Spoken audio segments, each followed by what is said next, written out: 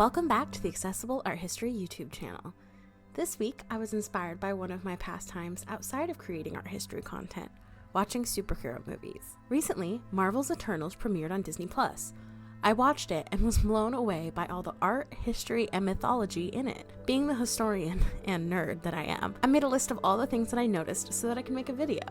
I did my best not to include any spoilers, but there is a small risk because of the nature of this video. I recommend watching the movie first anyway to understand how interesting the blend between pop culture and history is. So, without further ado, let's get started.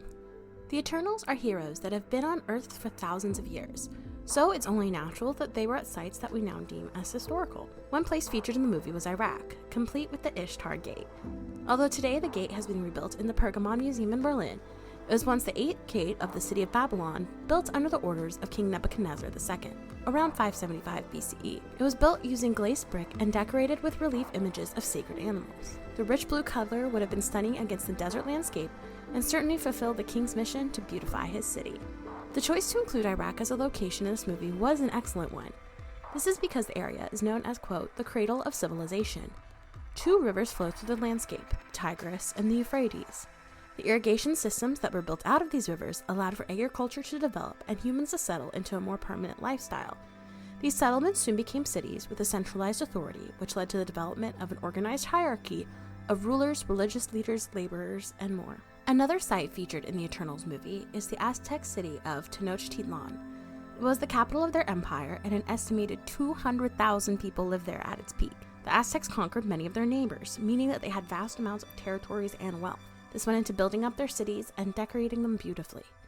However, this also made Tenochtitlan a target for the Spanish when they arrived in the Americas in the 16th century. Montezuma II, the emperor at the time, had initially sought a diplomatic relationship with Hernan Cortés because he didn't want to risk a way that would also bring aggressive neighbors' tribes into the fight. However, this was a fatal mistake. In August 1521, the genocidal, quote, conquerors turned on the emperor and his people and besieged the city for 90 days, causing widespread famine. This, combined with diseases brought over from Europe to which the Aztec people had no natural immunity, destroyed the once mighty Aztec empire. Cortés and his men claimed Tenochtitlan as their own and rebuilt it as the capital of their new Spanish empire. Today, we know it as Mexico City. While watching the movie, the names of 3 of the characters stuck out to me as actual mythological figures. Firstly, we have Cersei. According to Greek mythology, Cersei was a beautiful and dangerous witch. She was a daughter of Helios, the sun god, and a sea nymph named Perse. Cersei is most famous for turning Odysseus' men into pigs during their great voyage. Another Greek mythological name in the Eternals is Icarus. He's the son of the genius inventor Daedalus, who invented the great labyrinth that housed the Minotaur. To prevent him from spilling the secret, King Minos had the pair locked up in a high tower on Crete. Daedalus worked to create a set of wings for himself and his son so that they could fly away and escape their imprisonment. Miraculously, they actually worked. But Icarus got too excited from his freedom. He flew too close to the sun and the heat melted the wax holding the feathers together. He plummeted to the ocean and died. Finally, and one of my favorite Easter eggs from the movie, is the Eternal named Gilgamesh. In Mesopotamian mythology, Gilgamesh was a great hero.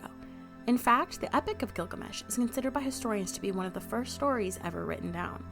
From what we can piece together from tablets from the library of Ashurbanipal, he was a king of Uruk in the first half of the 3rd millennium BCE.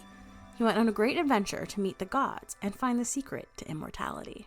Without giving too much away, at one point there's a scene on the Eternal ship. As the camera pounded around, I was able to catch a few fun artifacts and pieces. There are 2 prominent examples of Egyptian art in the space, a golden statue of Bastet and a tall ebony statue of Anubis. Bastet was a protector goddess of Lower Egypt and was sometimes associated with fertility and childbirth. Anubis was a jackal-headed god of death and mummification. I also spied a statue of a chimera that reminded me of the Etruscan chimera of Arezzo work. This fire-breathing mythological creature had the head and body of a lion, with a snake for a tail, and a random goat head attached to its shoulder. Chaotic and terrifying. Finally, there was mention of Excalibur. This famous sword belonged to King Arthur after he was able to free it from the stone. It isn't shocking that the Eternals ended up with it, as they are equally as heroic. End credits are a big deal in the Marvel Universe, but don't worry, no spoilers here. I simply want to highlight the images that played across the screen while they rolled. I saw Stonehenge, some prehistoric cave paintings, a Dogu figure from ancient Japan, cuneiform and hieroglyphic writing from the ancient Near East and Egypt respectively, some ancient Near Eastern relief sculptures, an image that was similar to the Bayeux Tapestry, Chinese scroll painting, a sculpture of dancing Shiva, black figure vase painting from ancient Greece, a Da Vinci-style drawing, an Aztec tiled sculpture, and a jade Buddha or Bodhisattva figure. I love that the production team used art to show the passage of time. Finally, in the second post-credit scene, again, no spoilers, I spotted Rembrandt's Aristotle contemplating the bust of Homer. I'm not sure why it was included, but I'm curious to find out. For a history nerd like myself, it's so exciting when I see history being mixed with pop culture. I hope this is the start of a new trend. Before I end this video, I want to give a quick shout out to my Patreon supporters. Thank you Allison, Anna, Susan, Claudia, and Jessica.